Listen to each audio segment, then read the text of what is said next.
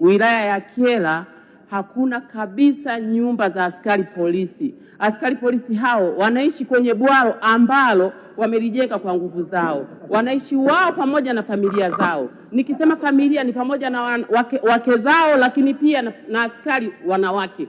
Mheshimiwa Mwenyekiti, ninaishukuru serikali kwa kutambua kwamba wilaya ya Kyela iko mpakani mwa Malawi. Imetuletea askari 37. Nao hao wote wameingia ndani ya bwalo. Sasa je, ni lini serikali itajenga nyumba za askari wa wilaya ya Kyela? Asante sana Mheshimiwa Mwenyekiti. Majibu. Asante sana Mheshimiwa Mwenyekiti. Nimshukuru sana Mheshimiwa Suma kwa swali lake la msingi na muhimu kwa ajili ya eneo la Kyela na askari wetu wanaoishi maeneo hayo.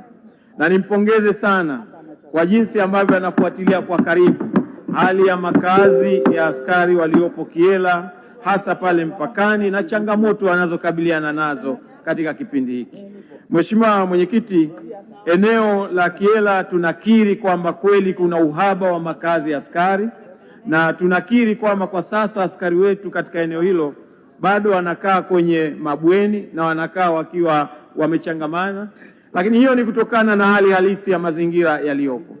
Tumeshaweka mpango wa ujenzi wa makazi pamoja na vituo vya polisi, na eneo hili nalo tutalipa uharaka kutokana na mazingira yaliyopo kwa ajili ya ujenzi wa makazi ya askari. Mheshimiwa Mwenyekiti, naomba kuwasilisha.